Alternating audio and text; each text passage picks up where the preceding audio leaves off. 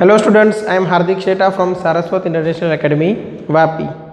आज हम standard 12 subject physics chapter number 6 electromagnetic induction start करेंगे। ठीक है, तो आज कौन कौन से टॉपिक्स पढ़ने हैं वो सबसे पहले डिस्कस कर लेते हैं। सबसे पहले the experiments of Faraday and Henry. ठीक है, उसके बाद पढ़ना है हमें मैग्नेटिक फ्लक्स।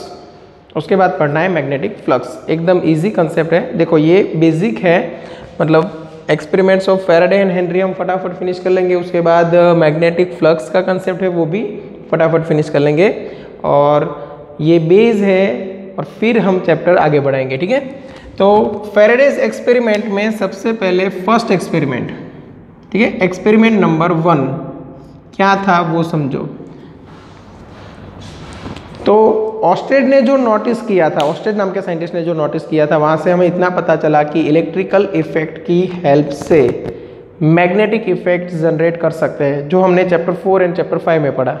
ठीक है, फिर क्वेश्चन ये था कि क्या मैग्नेटिक फील्ड या तो कोई भी मैग्नेटिक फिनोमेना की हेल्प से इलेक्ट्रिक फील्ड या तो उससे रिलेटेड क्वांटिटीज़ यहाँ पे जनरेट कर सकते हैं या नहीं। तो उसके लिए फर्स्ट एक्सपेरिमेंट में क्या था वो समझो।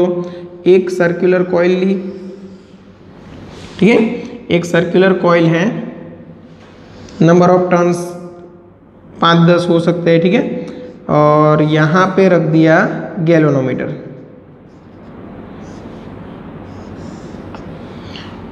और उन्होंने यहाँ पे मैग्नेट रखा, ये नॉर्थ और ये साउथ डायरेक्शन। ठीक है, अब ये मैग्नेट यहाँ पे रखा, देखा गैल्वेनोमीटर डिफ्लेक्शन दे रहा है या नहीं। तो यहाँ पे गैल्वेनोमीटर का डिफ्लेक्शन था 0, मतलब गैल्वेनोमीटर में से कोई करंट पास नहीं हो रहा था। ठीक है, उसके बाद ये मैग्नेट को ये कॉइल के रिस्पेक्ट में मूव किया। ठीक है, फॉरवर्ड डायरेक्शन में, बैकवर्ड डायरेक्शन में ऐसे मूव किया, तो यहाँ पे गैल्वेनोमीटर में डिफ्लेक्शन मिला। ठीक है, अब इससे कंक्लूजन क्या निकलता है कि जब हम ये सिस्टम को रेस्ट में रखते हैं एक दूसरे के रिलेटिव में, तब गैल्वेनोमीटर में से डिफ्लेक्शन नहीं मिलता है। जब मैग्नेट को हम फॉरवर्ड या बैकवर्ड डायरेक्शन में मूव कराते हैं, उस टाइम ड्यूरेशन के लिए गैल्वेनोमीटर में डिफ्लेक्शन मिलेगा। जैसे ही मैग्नेट को रेस्ट में ला के रख दिया, गैल्वेनोमीटर का डिफ्लेक्शन हो गया 0। अब इससे हम क्या समझ सकते हैं? तो देखो यहाँ पे जब मैं मैग्नेट रखूँ तो मैग्नेटिक फील्ड लाइंस नॉर्थ से लेके ऐसे साउथ में जाएगी। ठीक है,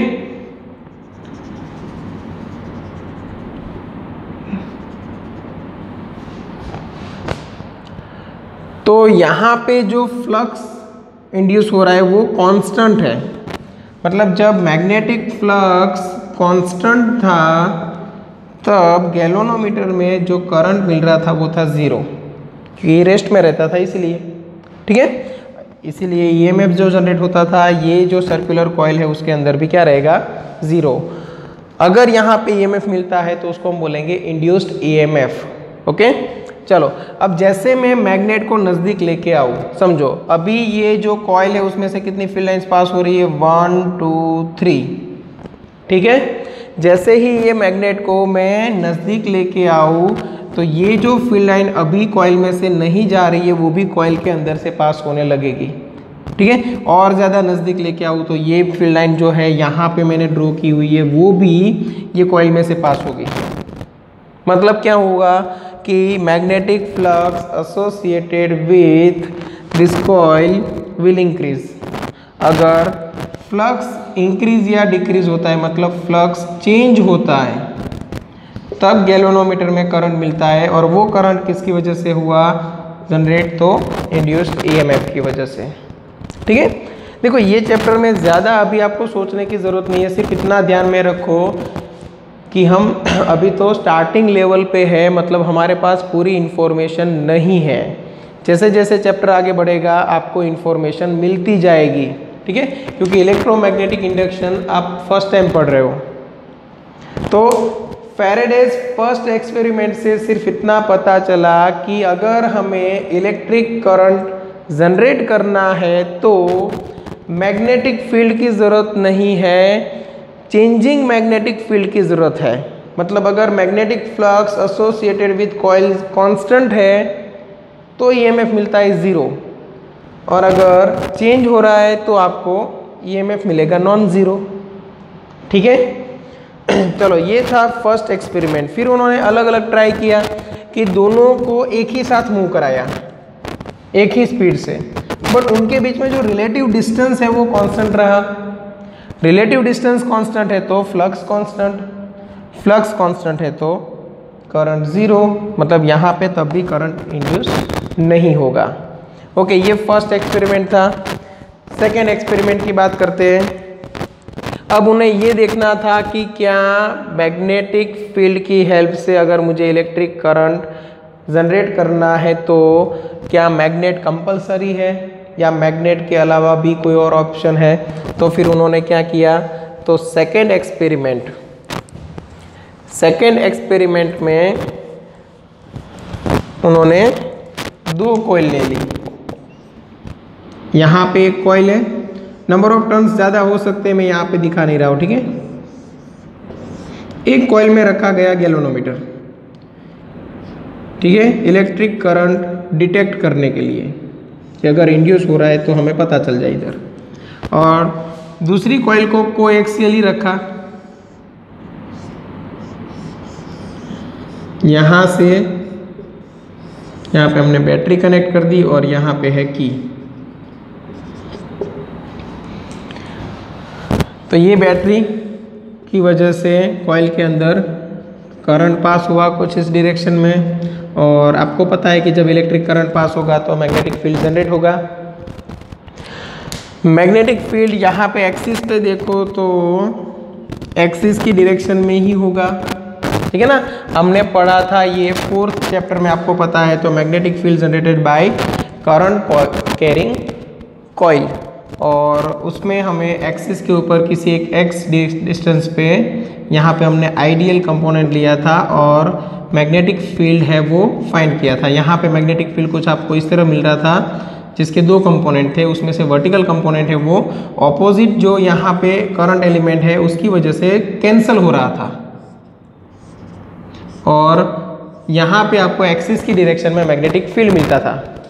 ठीक है, तो सेम वे यहाँ पे एक्सिस के डायरेक्शन में मैग्नेटिक फील्ड होगा। मैग्नेटिक फील्ड यहाँ पे जनरेट हुआ है बट यहाँ से पास होगा, तो हम बोल सकते हैं कि ये जो कॉइल है सेकेंड कॉइल के नाम दे देते हैं। कॉइल ये 2 है और ये कॉइल 1 है, मतलब कॉइल 1 है वो मैग्नेटिक फील्ड जनरेट करती है, कॉइल 2 में से वो मैग्नेटिक फील्ड पास हो रहा है और यहाँ पे मैग्नेटिक फ्लक्स इंड्यूस हुआ। पर उससे क्या फ़र्क पड़ता है, मैग्नेटिक फील्ड ये तो कांस्टेंट जनरेट करेगी इस पोजीशन पे, तो मैग्नेटिक फ्लक्स भी कांस्टेंट होगा, तो ईएमएफ मिलेगा नहीं। मतलब आपको पता है कि यहाँ पे करंट मिलने वाला नहीं है। तो फिर क्या किया, एक कॉइल को अपनी पोजीशन पे फिक्स रखा और जो दूसरी कॉइल है उसको फर्स्ट कॉइल के रिस्पेक्ट में मूव कराया। ठीक है, और जैसे ही ये मूवमेंट हुई तो यहाँ पे जो फ्लक्स था उसकी वैल्यू चेंज होगी, क्योंकि समझो कि एरिया तो इतना ही है, अब ये नज़दीक गया, मैग्नेटिक फील्ड इंटेंसिटी इंक्रीज हुई। अब फ्लक्स का फॉर्मूला क्या होता है, जैसे इलेक्ट्रिक फील्ड के लिए था E dot A, E A cos theta, same way यहाँ पे होगा B dot A. Magnetic field अगर इंक्रीज हुआ तो मैग्नेटिक फ्लक्स भी इंक्रीज होगा, क्योंकि एरिया तो वही है। मैग्नेटिक फ्लक्स इंक्रीज हुआ मतलब चेंज हुआ, तो फिर आपको ईएमएफ मिलेगा, मतलब यहाँ पे इलेक्ट्रिक करंट भी मिलेगा। ओके, ऐसा नहीं कि नज़दीक लेके जाओ तो ही, अगर दूर लेके गए तो मैग्नेटिक फील्ड इंटेंसिटी डिक्रीज हुई, फ्लक्स डिक्रीज हुआ, चाहे वो डिक्रीज हुआ बट चेंज हुआ है, मतलब यहाँ पे ईएमएफ जनरेट होगा, इलेक्ट्रिक करंट आपको मिलेगा। ठीक है, अब ये क्यों होता है वो हमें यहाँ से पता चलेगा, Lenz law and Faraday's law. ठीक है, तो एक्सपेरिमेंट ऑफ फैराडे हमें सिर्फ इतनी इंफॉर्मेशन देते हैं कि इलेक्ट्रिक करंट अगर आपको किसी कॉइल के अंदर जनरेट करना है तो कांस्टेंट मैग्नेटिक फील्ड की ज़रूरत नहीं है, चेंजिंग मैग्नेटिक फील्ड की ज़रूरत है। और अच्छे वर्ड्स में बोले तो कांस्टेंट फ्लक्स की ज़रूरत नहीं है, चेंजिंग फ्लक्स की ज़रूरत है। ठीक है, तो यहाँ पे सिर्फ हमें एक आइडिया मिल रहा है कि कैसे हम मैग्नेटिक फील्ड की हेल्प से इलेक्ट्रिकल क्वांटिटीज जनरेट कर सकते हैं। लेंज लॉ से हमें डायरेक्शन पता चलेगी कि कौन सी डायरेक्शन में ईएमएफ प्रोड्यूस हो रहा है, और फिर से फैराडेज लॉ की हेल्प से हमें ये पता चलेगा कि वो कितने मैग्नीट्यूड का होगा। मतलब एक पूरी स्टोरी है। एक्सपेरिमेंट से सिर्फ इंफॉर्मेशन मिली कि हाँ ये हो सकता है, लेंज लॉ से हमें डायरेक्शन मिली कि ये होगा तो इस डायरेक्शन में होगा, और फैराडेज लॉ से हमें पता चला कि कितने मैग्नीट्यूड का ईएमएफ जनरेट होगा। क्लियर? तो ये सब हम 1 बाय 1 डिस्कस करने वाले हैं। अब थर्ड एक्सपेरिमेंट देखते हैं। थर्ड एक्सपेरिमेंट में क्या था कि क्या यहाँ पे रिलेटिव मोशन नेसेसरी है, क्योंकि हमने फर्स्ट एक्सपेरिमेंट में देखा मैग्नेट को मूव करा रहे थे, सेकेंड एक्सपेरिमेंट में हमने देखा कॉइल को मूव करा रहे हैं। तो मतलब यहाँ पे दो सिस्टम है, उनके बीच में हम क्या कर रहे हैं, रिलेटिव मोशन क्रिएट कर रहे हैं। ठीक है, थर्ड एक्सपेरिमेंट में उन्होंने सोचा कि मैं सपोज फैराडे है तो उन्होंने सोचा कि हम प्रूव करके देखते हैं कि यहाँ पे रिलेटिव मोशन की ज़रूरत है या नहीं, मतलब कंपलसरी है या नहीं। तो फिर उन्होंने क्या किया कि ये जो स्विच है के, उसको सपोज इनिशियली यहाँ पे ऐसे प्रेस किया। ठीक है, अब हुआ क्या कि इनिशियल मैग्नेटिक फील्ड देखो तो वो क्या है, 0। इनिशियल मैग्नेटिक फील्ड 0 क्योंकि स्विच ओपन थी। फाइनल मैग्नेटिक फील्ड क्या हुआ, तो कोई भी एक नॉन जीरो वैल्यू। मतलब ऐसे भी आप मैग्नेटिक फील्ड चेंज कर सकते हो। तो यहाँ पे मैग्नेटिक फ्लक्स जो है वो चेंज हुआ तो आपको करंट मिला, बट फ्यू माइक्रोसेकेंड्स के लिए। ठीक है ना, एकदम वेरी स्मॉल टाइम ड्यूरेशन के लिए। मतलब ये जो गैल्वेनोमीटर है ऐसे है समझो, तो वो डिफ्लेक्ट होकर वापस अपनी पोजीशन पे आ गया, 0 पे है ऐसे गया और 0 पे आ गया। ठीक है, सेकेंड टाइम उन्होंने क्या किया, तो अभी ये स्विच है वो क्लोज्ड है, ये स्विच ऐसे क्लोज्ड है, उसको ओपन कर दी। अब क्लोज्ड है तो initial magnetic field non zero था और फाइनल हो गया 0, तब भी फ्लक्स चेंज हो रहा है। तो मतलब इस बार जो गैल्वेनोमीटर है उसमें डिफ्लेक्शन मिलेगा, बट ऑपोजिट डायरेक्शन में, क्योंकि पहले क्या था, मैग्नेटिक फील्ड इंक्रीज हुआ था, 0 से लेके मैक्सिमम तक इंक्रीज हुआ था। अभी क्या हुआ, मैक्सिमम से लेके 0 मतलब डिक्रीज हो रहा है। तो ये जो इंड्यूस्ड करंट है उसकी डायरेक्शन भी चेंज होगी, मतलब इस बार ऐसे डिफ्लेक्ट होके वापस आ जाएगा। गैल्वेनोमीटर 0 पे है, ऑपोजिट डायरेक्शन में मैक्सिमम जाके वापस 0 हो जाएगा। ठीक है, तो मतलब रिलेटिव मोशन की ज़रूरत नहीं है, सिर्फ ये ध्यान में रखना है कि कैसे भी करके आपको मैग्नेटिक फ्लक्स चेंज करना है। ठीक है, और वो भी उन्होंने स्विच जितनी ज़्यादा फास्ट ऑन ऑफ की उतना ही ज़्यादा वैल्यू का करंट मिला। मतलब टाइम पे भी डिपेंडेड है कि फ्लक्स है वो आपको जितना हो सके उतना फटाफट चेंज करना है, ताकि आप यहाँ पे ईएमएफ इंड्यूस्ड कर पाओ और इंड्यूस्ड ईएमएफ की हेल्प से आपको यहाँ पे करंट मिल सके। ठीक है, तो ये है the experiments of Faraday and Henry. ठीक है, और 3 एक्सपेरिमेंट है, टेक्स्ट बुक में से आप पढ़ लोगे तो भी पता चल जाएगा। अभी हम पढ़ेंगे मैग्नेटिक फ्लक्स। ओके, तो फैराडेज एक्सपेरिमेंट से उतना तो पता चल गया कि मैग्नेटिक फ्लक्स की ज़रूरत पड़ेगी। अगर आपको ईएमएफ इंड्यूस करना है तो मैग्नेटिक फ्लक्स की ज़रूरत पड़ेगी। अब मैग्नेटिक फ्लक्स क्या है, तो उसके लिए हम यहाँ पे ज़्यादा डिस्कशन नहीं करेंगे, क्योंकि ऑलरेडी आपने इलेक्ट्रिक फील्ड के लिए इलेक्ट्रिक फ्लक्स स्टडी कर लिया है। अब इलेक्ट्रिक फ्लक्स क्या था, इलेक्ट्रिक फ्लक्स का फॉर्मूला था आपको पता है, तो E डॉट ए, अगर constant electric field constant area है तो डायरेक्ट आप कर देते थे EA cos थीटा। ठीक है ना, तो सेम वे यहाँ पे मैग्नेटिक फ्लक्स इक्वल टू क्या होगा, B डॉट ए, तो यहाँ पे आ जाएगा BA cos थीटा। अब मैग्नेटिक फ्लक्स है क्या, number of magnetic field lines passing through given area. तो फील्ड इंटेंसिटी क्या होती है, number of magnetic field lines per unit area. Number of magnetic field lines per unit area into area cancel out हो गई। समझ में आया? यहाँ पे बी क्या है और ए क्या है? तो बी है वो number of field lines per unit area, into आप एरिया कर दो, area area cancel out, number of field lines मतलब क्या हो गया? Magnetic flux. बट कभी कभी ये जो गिवन एरिया है और मैग्नेटिक फील्ड है उन दोनों वेक्टर के डायरेक्शन सेम नहीं रहती। अगर दोनों सेम डायरेक्शन में है तो कोई प्रॉब्लम नहीं है, डायरेक्ट आप मल्टीप्लाई कर सकते हो। कभी कभी एरिया है वो थोड़ा टिल्टेड रहता है, मतलब कैसे समझो कि ये सरफेस है, अब हमें पता है कि सरफेस अगर कोई भी है तो उसका एरिया वेक्टर है वो सरफेस से परपेंडिकुलर रहेगा, तो इसका एरिया वेक्टर ये डायरेक्शन में रहेगा और मैग्नेटिक फील्ड ऐसे पास हो रहा है, ठीक है। तो फिर आपको मैग्नेटिक फील्ड क्या मिलेगा? मैक्सिमम। अगर angle between area vector and magnetic field vector अगर 0 है तो cos 0 इक्वल टू 1 और फ्लक्स आपको मिलेगा मैक्सिमम। बट अगर ये जो सरफेस है उसको मैं रोटेट कराऊँ, ठीक है, रोटेट करा के कुछ मैंने ऐसा किया, समझो ऐसे रोटेट करा दिया और ये एरिया वेक्टर है वो थोड़ा ऐसे नीचे मिल गया, तो फिर दोनों के बीच में एंगल बनेगा और मैग्नेटिक फील्ड लाइन से वो कुछ कुछ इसमें से पास नहीं होगी, ठीक है। तो वो डिपेंड करेगा एंगल पे भी, इसीलिए मैंने यहाँ पे लिखा है flux phi equal to B A cos theta. ये मैग्नेटिक फील्ड, ये एरिया, ठीक है, एज इट इज। अब इसका यूनिट क्या बनेगा? तो मैग्नेटिक फील्ड का बनेगा टेस्ला और एरिया का क्या रहेगा? मीटर स्क्वायर, ठीक है। तो मैग्नेटिक फ्लक्स का यूनिट बनेगा tesla into metre square, clear. और उसी को हम नाम देंगे वेबर, मतलब WB, ठीक है। इसीलिए मैग्नेटिक फील्ड का जो यूनिट है वो कभी कभी हम लेते हैं टेस्ला और कभी कभी हम लेते हैं वेबर पर मीटर स्क्वायर। टेस्ला या तो आप लिख सकते हो वेबर पर मीटर स्क्वायर, ठीक है। इन दोनों को कंपेयर कर दो, tesla into metre square equal to weber, then tesla equal to आपको पता चल जाएगा वेबर पर मीटर स्क्वायर, ठीक है।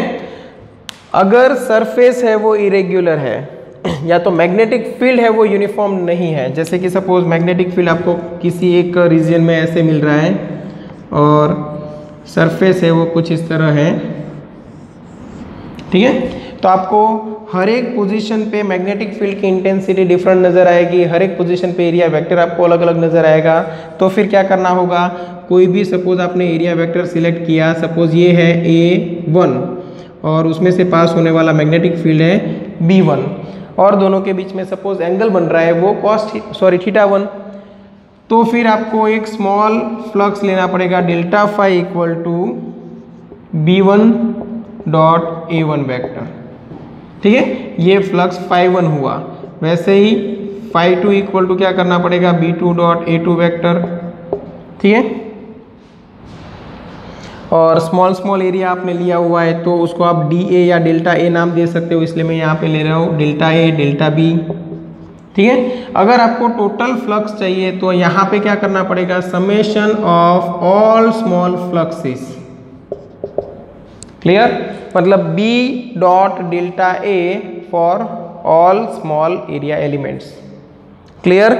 और यही चीज़ अगर मैं ये area very very very very small लूँ तो फिर फ्लक्स का फॉर्मूला मुझे मिलेगा इंटीग्रेशन B डॉट DA।